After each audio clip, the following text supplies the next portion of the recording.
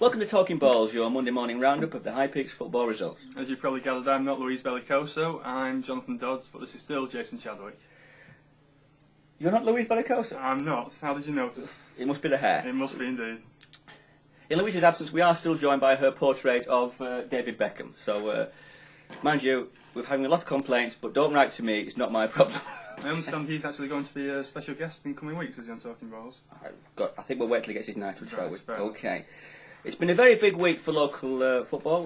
Before we go to Buxton and we hear about the match and we get John Reed's disappointed comments, we better do a little bit about Ossett North End in their Vars semi. Yeah, they played Chalfont St Peter on Saturday, and it was a very tough game. I think they were twice. Well, I think they were behind for much of the game. Yeah. But they had a fantastic comeback. Yeah, I think by their own admission, they started under par, and at one point they were 3-1 down. But they came back with goals from Gorton, Hodges, and Bailey to finish 3-3, and obviously it was a very good fighting performance by them.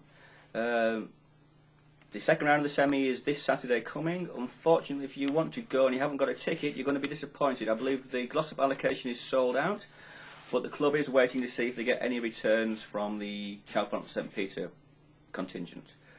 Very evenly priced, then. Yeah, I mean, that should be a good game, shouldn't it? You know, I mean, who knows? You wouldn't think Glossop would be favourites, though. Yeah, John. Without any more, you're going to fill us in on the Buxton FC situation. Yeah, I had the pleasure of being at the Sylvans on Saturday, where Buxton entertained mid-table Ossett, although entertain wasn't really the correct word for it, was it? The scoreline suggests it was 0-0, game of two defences, lots of missed chances. I think Reed, Towie, and right at the end, James Turley, he missed a fantastic chance. Mm-hmm. But unfortunately, just couldn't get the ball into the back of the net. It was. In Buxton we're certainly on top, weren't we? And it was one missed chance after another, wasn't it, really? Yeah. I think the closest Ossett game came to scoring where they had a cross into the box which was deflected onto the crossbar. So. Yeah.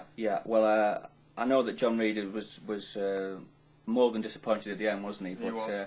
I think without any further ado, we should go straight to his press conference and hear what he's got to say. Yeah. I thought we were very poor, I have to say. I thought we didn't have any shape.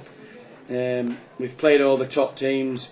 I was a little bit worried about playing these today because obviously they're a team that everybody thinks, oh well, they ain't got out to play for. Well, they have. They've got pride to play for, but we didn't come anywhere near the bar what we've done for the last 8 games, and that's what I said before games. It's no good doing all your hard work against the top teams when you're obviously playing these teams, obviously they've got nothing to play for. So very, very disappointed, I have to say, as a manager. I think the players have let the club down today.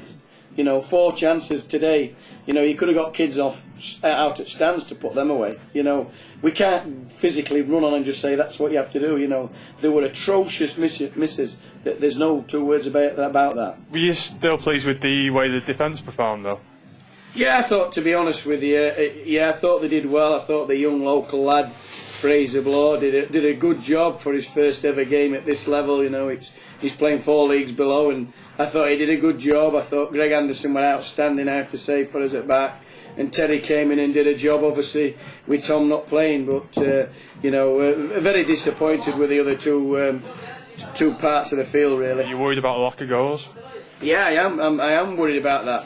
Because, we've had the last 3 games, we should have won it. We should have at least drawn at Ilkeston, good chance. And last Saturday, obviously, Danny Reach missed an absolute sitter. And today, we've probably missed 3 or 4. Well, Danny he's got a muscle problem, a small muscle in between his ribs, which we knew he were a slight doubt. But he obviously, until he got his knock, we thought he would have been all right. But obviously, he got a knock, and any little knock on that, and he's going to have a problem. So it's disappointing because he's probably been our best forward in the last 4 or 5 games. And we've got a young lad called Gregory from Whaley Bridge who we've signed as cover. Sean Doxey, it's just purely because, as you've seen, we've got a very small squad, and any injuries now. Blackie got a booking today. He'll miss 2 matches, very crucial games sometime over Easter, and we have to look to a very, very tough encounter at Frickley next week, which will be very physical. And it'll be a different challenge. It would have been nice to get a win today, and then I think if we'd have won at Frickley next week, that would have more or less secured us. But here we are now. The games are going. And we can't keep saying the same thing. Oh well, we only have to do this. This was a great opportunity missed.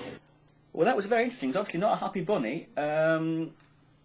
We edited out what he called the referee and the other officials, but there was only one word involved. And we're not going to tell you what that is. No, we're not.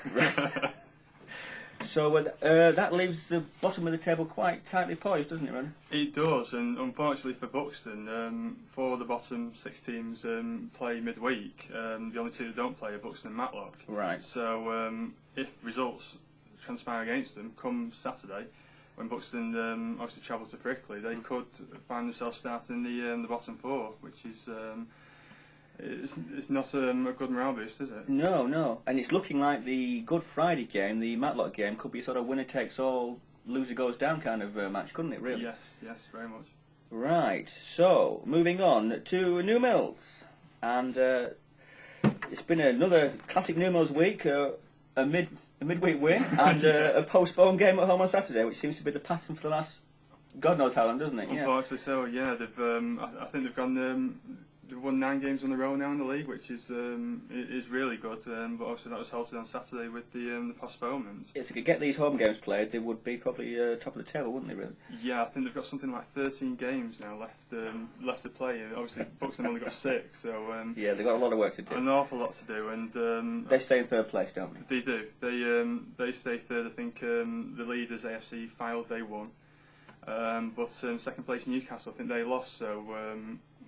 I think New Mills will be able to get some ground on them in the coming weeks. Right, I'm moving on to the Holt Valley. I believe last week we predicted there could be a few goals at the Dove versus Rag game, and I don't think I was wrong. You wasn't. I think you said that they hadn't won all season, Rag. Yeah.